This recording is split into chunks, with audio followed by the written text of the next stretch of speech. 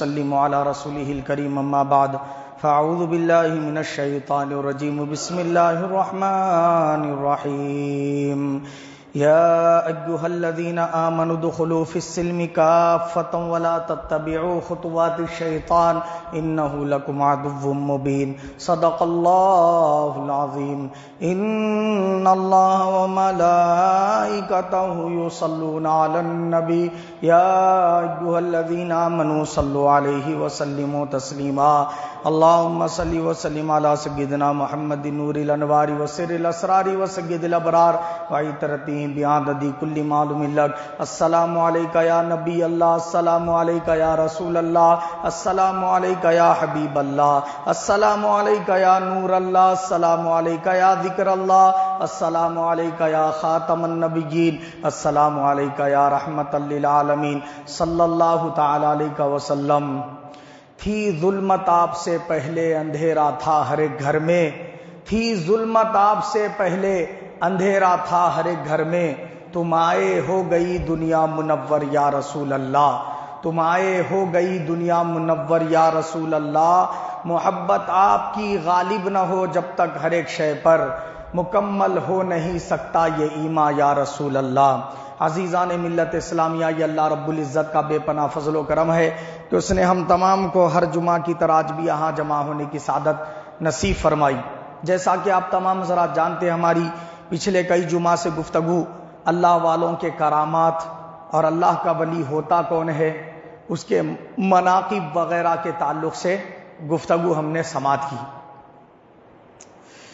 اب سوال یہ پیدا ہوتا ہے کہ اللہ والوں سے مدد لینا تو جائز ہے، تو کیا ہر گھڑی ہر وقت صرف اللہ والوں کو ہی مدد کے لیے پکارنا چاہیے، اللہ تعالیٰ کو مدد کے لیے نہیں پکارنا چاہیے؟ کیا اس کا مطلب یہ ہے؟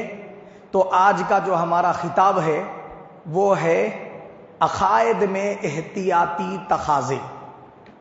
عقائد میں احتیاطی تقاضے. ہم نے یہ تو سماعت کیا کہ اللہ والوں کو مدد کے لیے پکارنا جائز ہے، ہم نے یہ تو سماعت کیا کہ اللہ والوں سے ان کی زندگی میں اور ان کے وفات کے بعد استفادہ حاصل کرنا، فیض اٹھانا یہ جائز ہے. ہم نے یہ تو کہا کہ مزارات اولیاء اللہ کی زیارت کرنا یہ مستحب عمل ہے، نفل عمل ہے، اس کے کرنے پر بندے کو اجر بھی ملتا ہے اور زیارات قبور کرنے سے اس کو اخروی بھی فوائد حاصل ہوتے ہیں. یہ تو ہم نے سماعت کیا.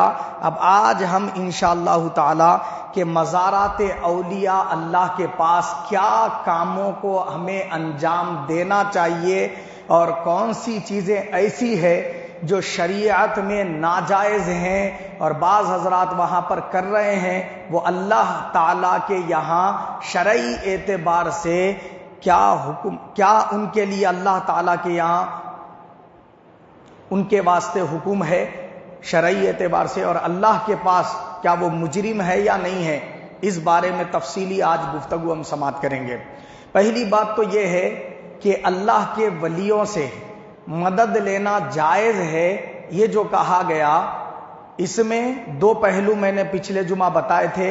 ایک پہلو تو یہ ہے کہ اللہ کے ولی کو خود سے مدد کرنے والا اگر آپ سمجھیں گے اسی وقت مشرک ہو جائیں گے، کیونکہ کوئی بھی اللہ کا ولی خود اپنے آپ سے مدد نہیں کرتا، اللہ کی عطا سے، اللہ کے حکم سے مدد کرتا ہے.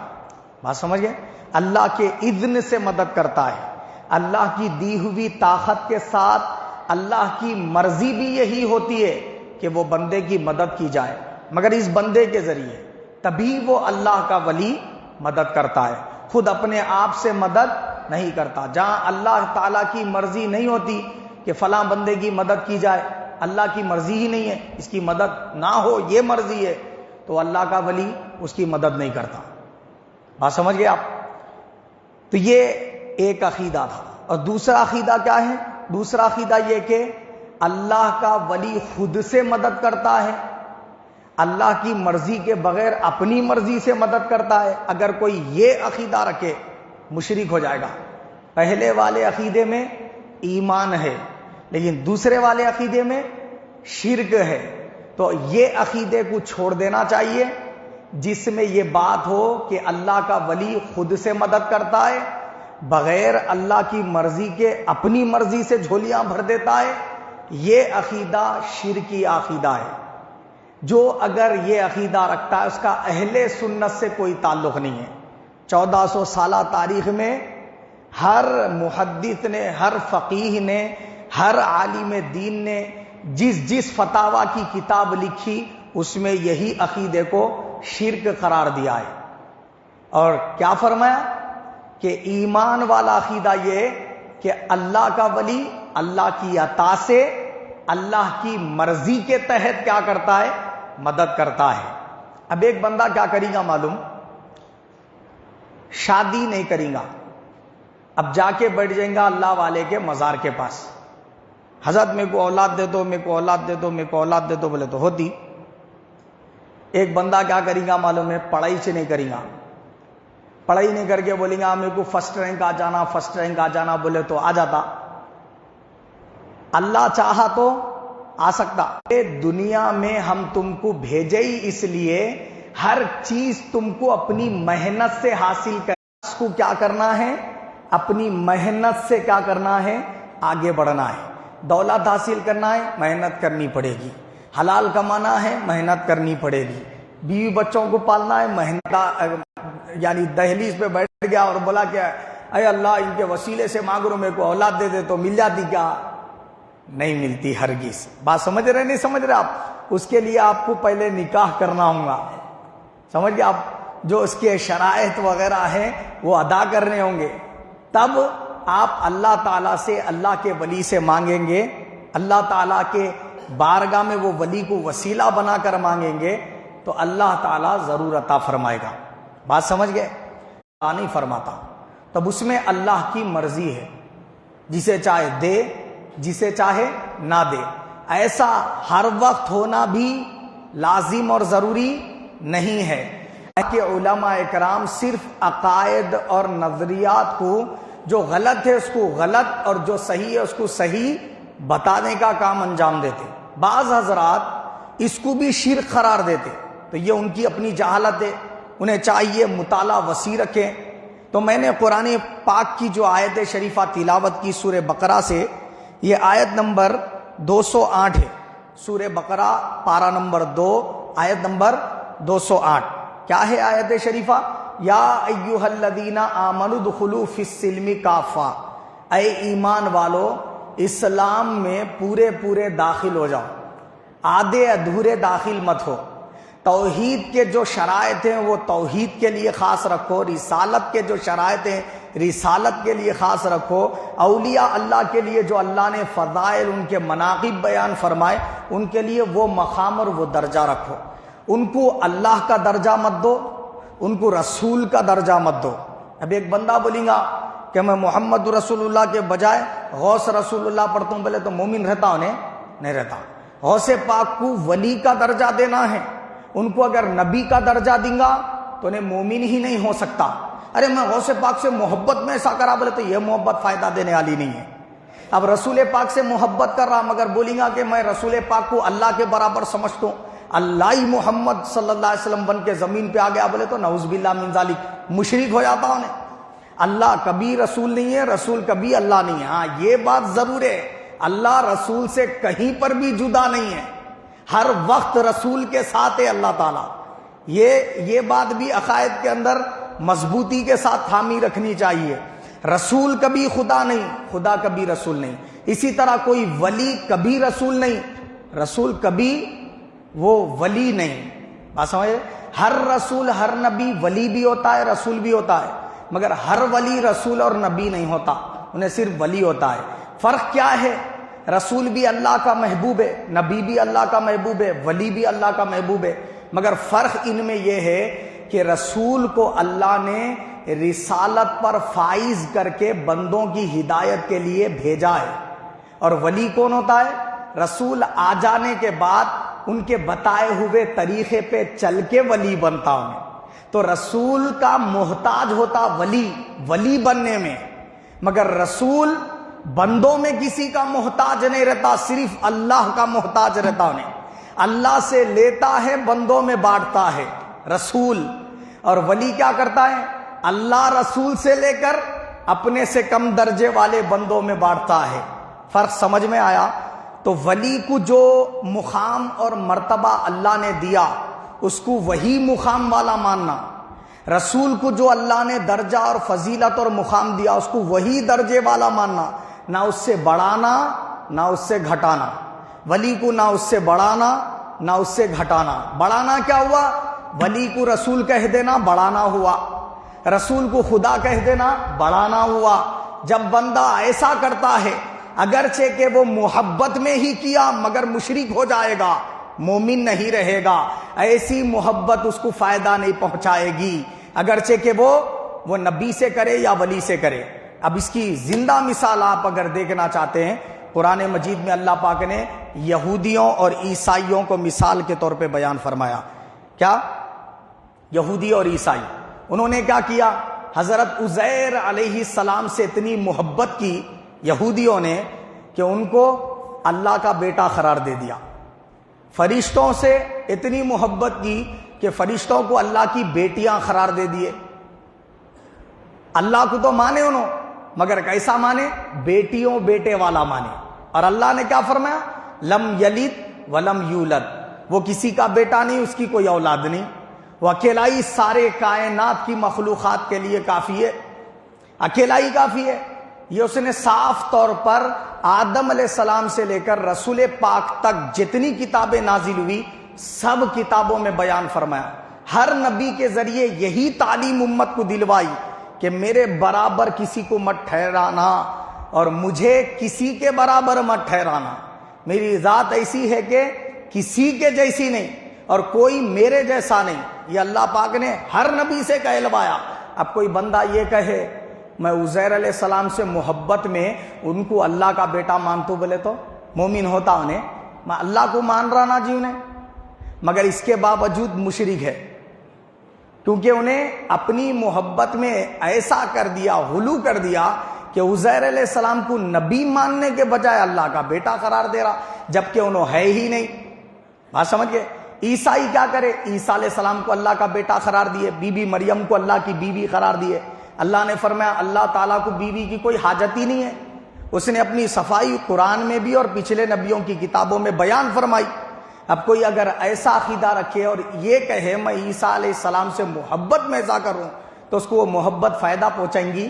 ہرگز نہیں۔ جب قیامت کے دن اللہ تعالیٰ وہ انبیاء اکرام کو اٹھائے گا تو صاف کہہ دیں گے مولا تو بہتر جانتا ہے، ہم نے یہ تعلیم دی ہی نہیں، ہمارا یہ لوگوں سے کوئی واسطہ ہی نہیں، صاف بول دیں گے وہ۔ حضرت عیسیٰ روح اللہ بھی یہ بول دیں گے، حضرت عزیر علیہ السلام بھی یہ فرما دیں گے۔ اسی طرح قرآن مجید میں اللہ تعالیٰ نے بعض اللہ کے محبوب بندے تھے نوح علیہ السلام سے پہلے کے، کیا تھے وہ؟ یغوث ودا، یہ جو ہے نا کیا ہے یعوق، یہ بندے تھے اللہ کے محبوب بندے۔ تو کیا ہوا؟ وہ بندے کیا ہے؟ عبادت خدا کرتے تھے، محبوبیت پر فائز تھے، ان کا انتقال ہو گیا۔ وہ جب گزر گئے تو بندے چند کیا کرے معلوم؟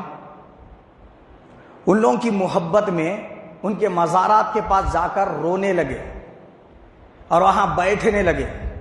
تو ابلیس کیا کرا؟ انسانی شکل و صورت میں آیا، آ کر انہیں کیا کرا؟ ارے تم لوگ اتنا غمگین کیوں رو رہے؟ بولے ہم کو ان کی یاد آ رہی، یہ ہمارے ساتھ بھلائی کرتے تھے، ہم کو تعلیمات سکھاتے تھے، ہمارے ساتھ اٹھتے بیٹھتے تھے، ہمارے لیے دعائیں کرتے تھے، یہ ہمارے جو ہے نا کیا ہے دل میں اتنا بسے ہوئے ہیں کہ ہمیں ان کی جدائی برداشت نہیں ہو رہی، اس لیے ہم بار بار ان کے مزارات کے پاس آ کے ان کو یاد کر کے رو رہے۔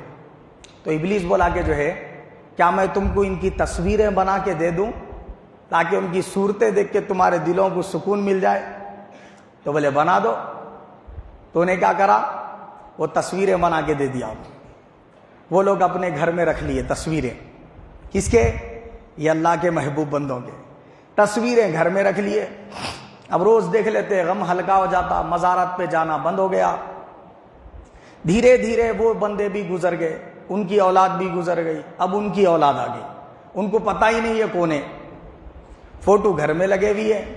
پھر آیا ابلیس انسانی صورت میں، دنیا میں بت پرستی کا آغاز کیسے ہوا وہ بتا رہا ہوں میں آپ کو، کیسے پنپی دنیا کے اندر بت پرستی۔ تو محبوب بندوں کی تصاویر گھر میں لگی ہوئی تھی، جنہوں نے لگائی تھی انہیں پتا تھا یہ کون تھے، مگر انہوں نے اپنے بچوں کو تعلیم نہیں دی، وہ بچے بھی گزر گئے، ان کے بیٹے، ان کی اولاد آ گئی۔ اب کیا ہوا؟ کوئی ان کو سمجھانے والا نہیں، کوئی بتانے والا نہیں، یہ کون ہے، ان کی تعلیمات کیا تھی، یہ کون سے بندے ہیں، کوئی نہیں بتانے والا۔ تو وہاں پر کیا ہوا؟ ابلیس آیا انسانی شکل و صورت میں، انہیں بولا یہ جو تمہارے باپ دادا گھروں میں جو یہ تصویر لگا کے رکھے ہوئے ہیں، جانتے ہو یہ کون ہے؟ کون ہے؟ ارے یہی تو وہ ہیں جو تمہاری جھولیاں بھرتے ہیں، یہی تو وہ ہیں جو تمہارے کھیتیوں کو ہرا بھرا رکھتے ہیں، یہی تو وہ ہیں جو تمہیں نقصانات سے بچاتے ہیں، یہی تو وہ ہیں جو تمہیں اولاد دیتے ہیں، یہی تو وہ ہیں جو تم کو کیا کرتے ہیں، تمہاری مصیبتیں، پریشانیاں، بیماریاں دور کر دیتے ہیں۔ تو پھر کیا کریں؟ تو بولے یہ خالی نہیں لگائی تھی تمہارے باپ داداؤں نے تصویریں، ان پر پھول کا ہار چڑھاؤ۔ انہیں بولا ان کے سامنے دیا چراغ جلاؤ، اس سے ان کے پاور بڑھیں گے، یہ تم کو اور زیادہ خوشیاں دیں گے، اور زیادہ تمہارے جو نا بلاؤں کو دور کریں گے۔ سمجھ رہے بات آپ؟ تو ان کی طاقتیں بڑھتی چلی جائیں گی، تم ان کے لیے کیا کرتے جاؤ، ان کی پوجا پاٹ کیا کرو، یہ تمہارے معبود ہے، بولا انہیں ان کے سامنے سجدے کرو، ان کے سامنے لیٹ جایا کرو، روزانہ ایک مرتبہ پرنام کیا کرو۔ یہ طریقے اس نے سکھائے، اور جب اس نے یہ بتایا تو کیونکہ علم نہیں تھا کہ یہ کون تھے، انہوں نے اسی کو سچ جان لیا۔ اب اس کے بعد اس کی پوجا پاٹ شروع کر دی۔ کہاں سے شروع ہوئی؟ وہاں سے شروع ہوئی پوجا پاٹ۔ یہاں سے جو ہے نا کیا ان کے دلوں میں تصویریں بیٹھی، یہاں سے بت بنا کر پوجنا شروع ہوا دنیا میں۔ پھر ایسی محبت ان کی بیٹھ گئی دل میں، وہ انبیاء کرام کی تعلیمات ان کے سامنے آئی۔ حضرت نوح نجی اللہ جیسے نبی 950 سال تک سمجھا کر تھک گئے، وہ بت پرستی پہ مرنا گوارا کیے، مگر اسلام کو قبول کرنا گوارا نہ کیے۔ اتنی کٹر پنتھی آ گئی تھی ان کے اندر۔ بات سمجھ گئے؟ تو میرا آج کا جو بیان ہے وہ کس بارے میں ہے؟ آج پھر سے معاشرے کے اندر دیکھو آپ، بعض اس قسم کی خرابیاں آتی جا رہی ہیں جس کا اہل سنت کے عقائد اور نظریات سے کوئی تعلق نہیں ہے۔ ہمیں چاہیے کہ ہمارے اسلاف کی کتابیں پڑھیں، ہمیں چاہیے کہ وہ اللہ والے جن سے ہم مدد طلب کرتے ہیں اور یہ سمجھ کر مدد طلب کرتے ہیں کہ اللہ تعالیٰ انہیں عطا کرتا ہے، اللہ کی عطا، اللہ کی مرضی سے ہماری مدد کرتے ہیں، ہم یہ عقیدے کے ساتھ پکارے، یہ عقیدہ شرک نہیں ہے، توحید ہے۔ ہمارے عقیدے میں اور وہ لوگوں کے عقیدے میں زمین آسمان کا فرق ہے۔ وہ ان تصویر میں موجود اللہ والوں کو معبود سمجھتے تھے، ہم انہیں معبود نہیں سمجھتے، ہم انہیں عبادت کے لائق نہیں سمجھتے۔ فرق تو ہے، مگر کیا ہے معلوم، بعض لوگ کیا کر رہے، کچھ ایسے چیزوں کو اپنا لے رہے جس سے شرک کی بو جھلکتی ہے۔ جیسے میں بتا دیتا ہوں، سیلانی بابا کی فوٹو لا کے گھر میں لگا لے رہے۔ کیا کر رہے؟ سیلانی بابا کی فوٹو۔ اب اس کے پیچھے ایک نظریہ چل رہا۔ کیا نظریہ چل رہا معلوم؟ محراب کے اندر وہ فوٹو لگا دے کے سامنے دیا چراغ جلا رہے، روز وہاں اگربتی لگا رہے، وہ تصویر کے اوپر سامنے گلاب کے پھولاں رکھ رہے، وہاں پھولوں کا ہار چڑھا رہے۔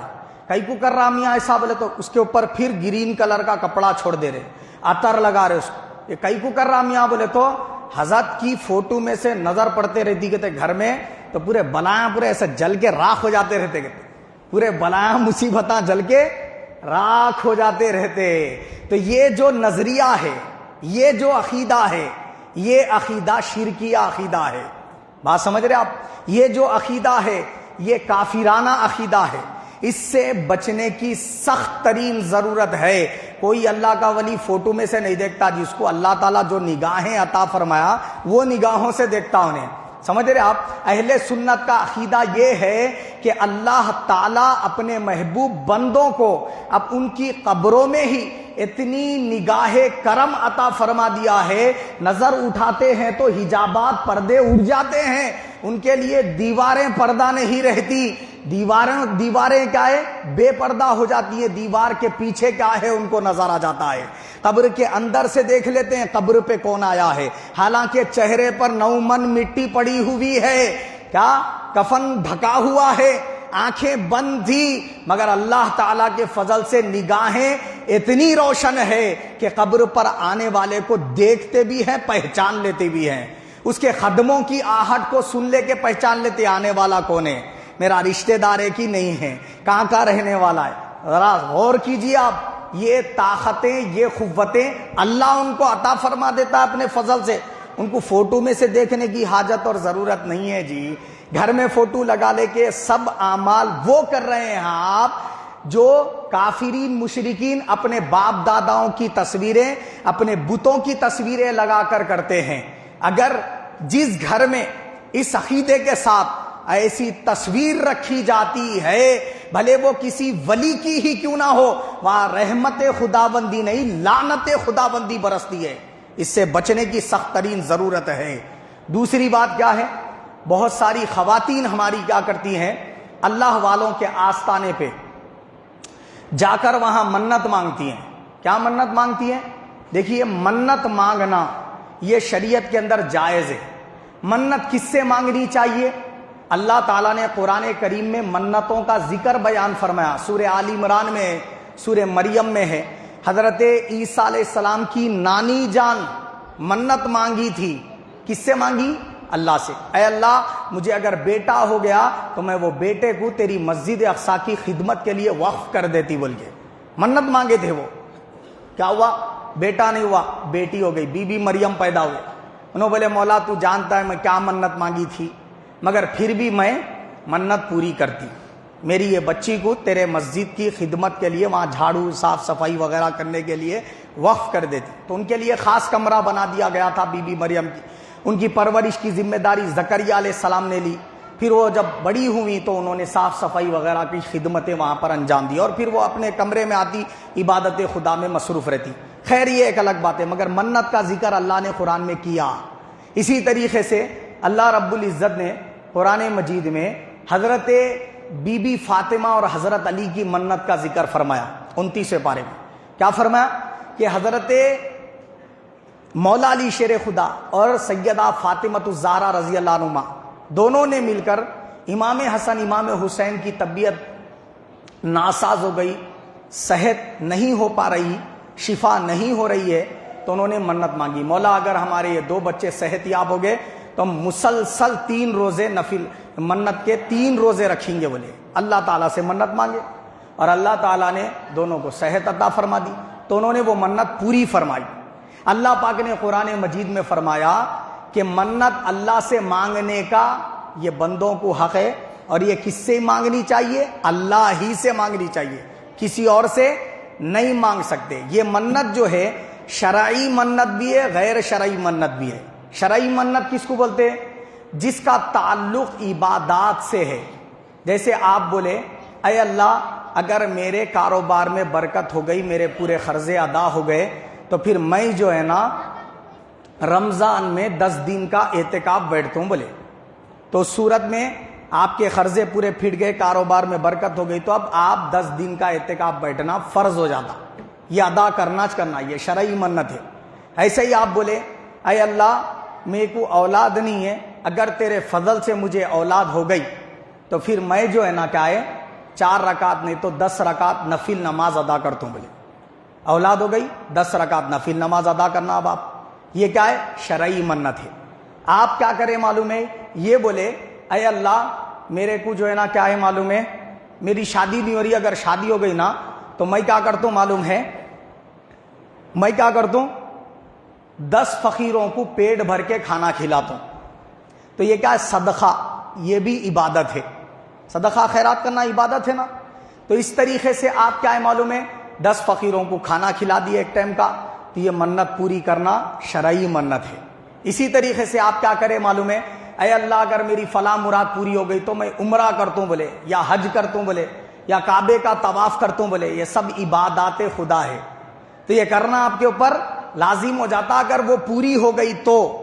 اسی طریقے سے آپ بولے اے اللہ میرے والد صاحب کی طبیعت خراب ہے، اگر انہوں صحت مند ہو گئے تو میرے پروردگار میں کیا کرتا ہوں معلوم ہے، ایک جانور لا کے تیرے نام پہ ذبح کر کے وہ جانور کا گوشت غریبوں میں بانٹ دیتا ہوں. اس کو بولتے ہیں نیاز.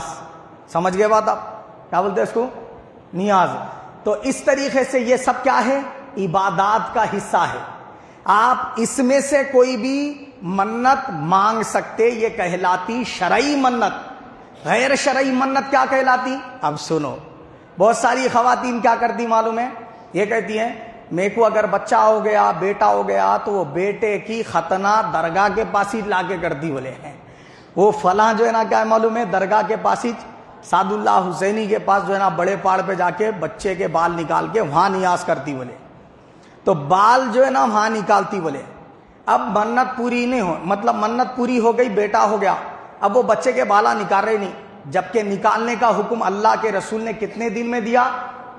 7 دن کے اندر اندر بچے کے بال نکال دو. بولے اور 7ویں دن عقیقہ کر دو. بولے سرکار ابھی نو کر رہے نہیں. بولے نہیں، پہلے منت پوری کرنا ہے، عقیقہ وہ سب بات کی بات ہے. بولے بال نکالنا سب بات کی بات، پہلے وہاں نکالنے کے بعد سب بالا ہیں بعد میں نکالی گئے. بولے بات سمجھ رہے؟ اب اس کی چوٹی کی چوٹی بڑھتے چلے جا رہی، تب دوسرا رستہ نکالے بعض عورتیں.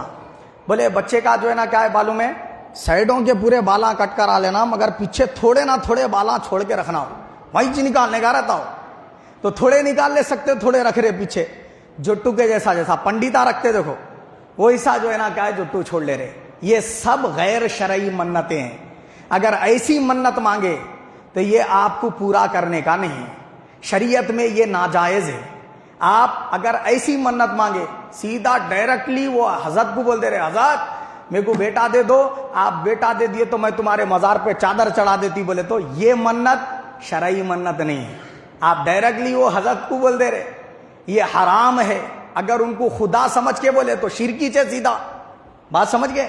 اگر خدا نہیں سمجھے، ولی سمجھے، نادانی میں لا علمی میں اگر ایسا بولے تب بھی یہ حرام ہے. اس کا علم حاصل کرنا ہر مسلمان کے اوپر فرض ہے. طلب العلم فریضۃ علی کل مسلم و مسلمہ. علم دین کا حاصل کرنا ہر مسلمان مرد پہ بھی فرض ہے، جتنا مرد پہ فرض ہے اتنا ہی عورت پہ فرض ہے. تو عورتوں کو یہ مسائل، یہ باتیں بتانی ضروری ہے. دیکھیے قبروں کی زیارت کرنا کیا ہے؟ نفل اور مستحب ہے. کیا ہے بولیے؟ نفل و مستحب عمل ہے. اگر آپ زندگی میں کبھی کسی اللہ کے ولی کی مزار کی زیارت نہیں کرے، زندگی میں کبھی بھی کسی بھی قبر کی زیارت کے لیے گئے نہیں، تو بھی اللہ آپ سے یہ پوچھنے والا نہیں ہے کئی کو نہیں گیا تھا بول کے. مگر ایک بندہ روزانہ مزار کی زیارت کے لیے گیا، روزانہ اللہ والوں کے قبر کی زیارت کے لیے روزانہ گیا، مگر دوسری طرف کیا کیا؟ انہیں نماز کی پابندی نہیں کیا. تو اللہ تعالیٰ اس کو یہ نہیں فرمائیں گا کہ میرے بندے تو روز اللہ کے ولی کے قبر کی زیارت کرتا تھا لہذا تے کو میں بخش دے رہا ہوں بول کے نہیں فرمائیں گا. بلکہ کیا فرمایا سرکار دو جہاں صلی اللہ علیہ وسلم نے؟ اگر کوئی شخص فرض کو چھوڑ کے نفل عمل کر رہا ہے تو اس کا وہ نفل بھی قبول نہیں کیا جاتا. بولے سرکار تو قبروں پہ جانا، اس کی زیارت کرنا نفل ہے. آپ فرض چھوڑ کے اگر صرف نفل کریں گے تو وہ نفل عمل قبولی سے نہیں ہوتا، تو اس کے فوائد اور ثمرات آپ کو کہاں سے حاصل ہوں گے؟ پہلی بات. دوسری بات کیا ہے؟ رسول پاک نے فرمایا جو شخص نماز کی پابندی نہیں کرتا کل قیامت کے دن اس کا حشر فرعون، شداد، نمرون، قارون جیسے دشمنان خدا کے ساتھ ہوگا. جو خدائی کا دعویٰ کرے وہ لوگ اس کے محشر میں دوست ہوں گے. مگر رسول پاک صلی اللہ علیہ وسلم نے یہ کہیں نہیں فرمایا کہ قبروں کی زیارت کرنے والا جو بندہ ہے انہیں نماز نہیں بھی پڑھا اور فرائض کو ترک بھی کر دیا تو انہیں جنت کا مستحق ہو جاتا. نہیں فرمایا.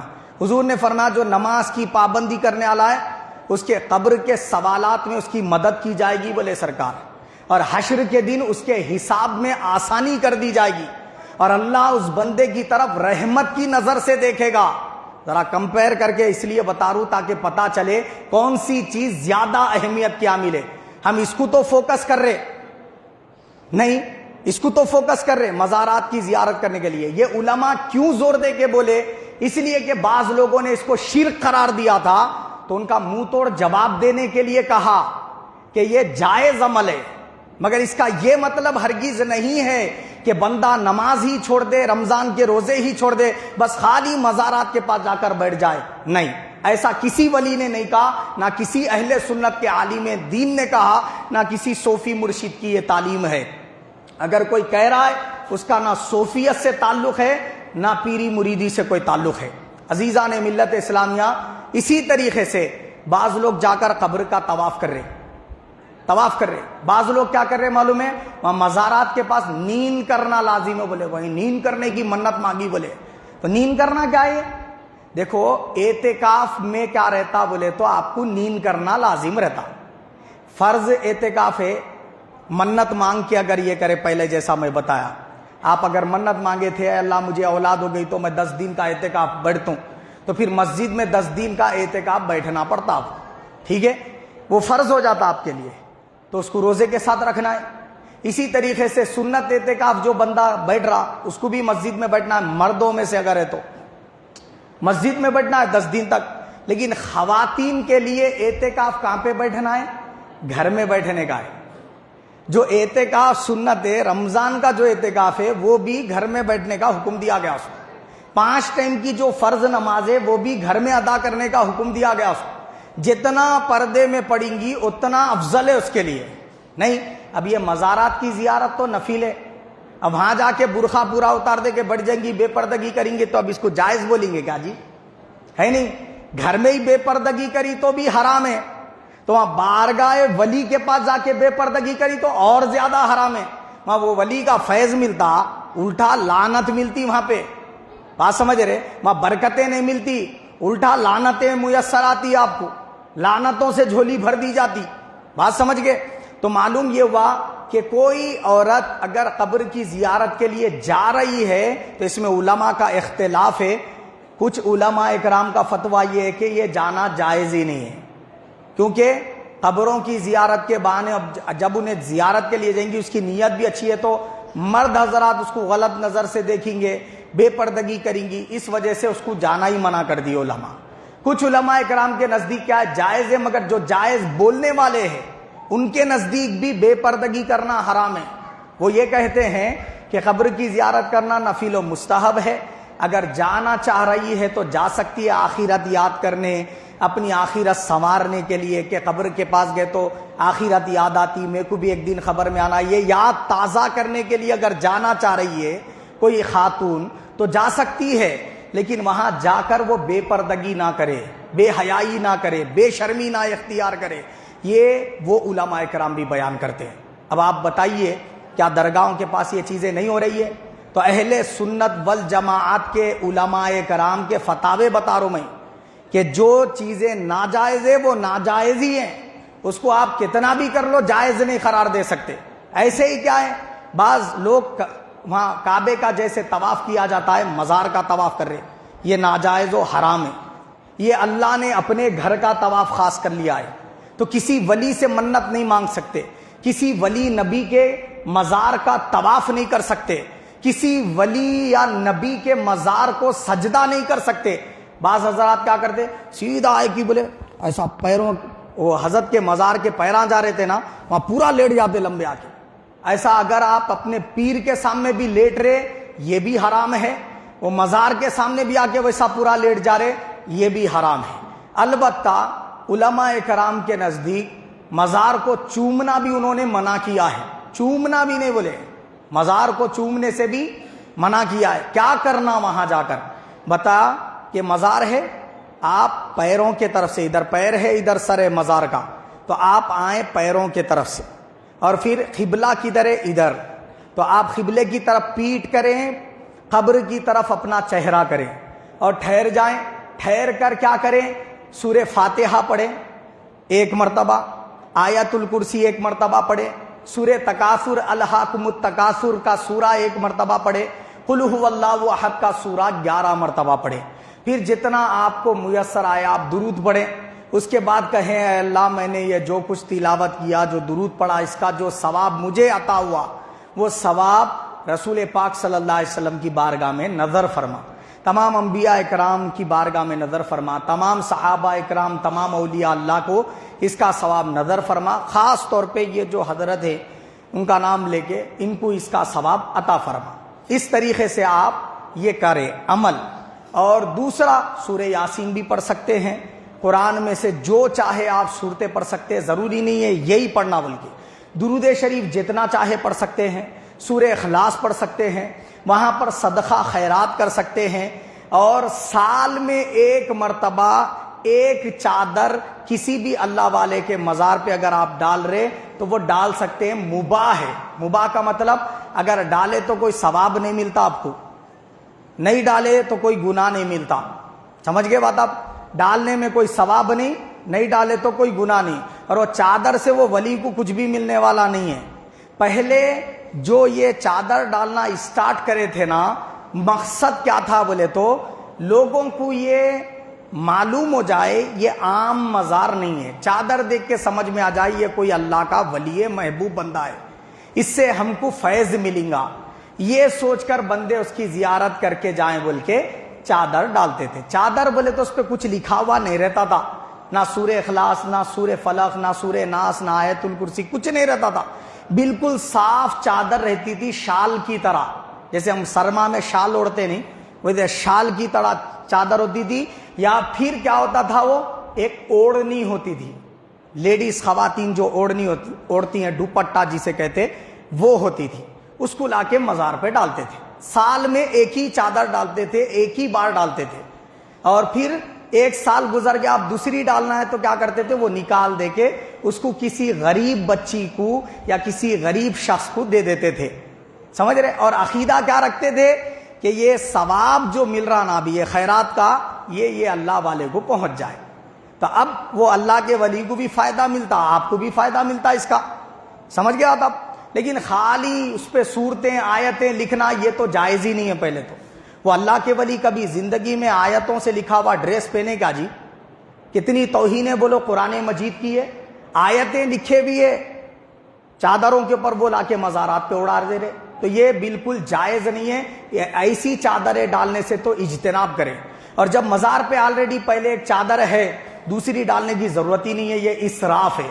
صحیح طریقہ کیا ہے، وہ ایک سال میں ایک ہی ڈالنا، اور وہ بھی نکال کے کسی غریب مستحق شخص کو ہدیہ کر دینا، وہ دے دینا، اور یہ نیت رکھنا کہ اس کا ثواب یہ بزرگ کو پہنچ جائے، یہ قبر والی ہستی کو پہنچ جائے، تو یہ بالکل اچھی بات ہے، یہ کوئی غلط بات نہیں ہے۔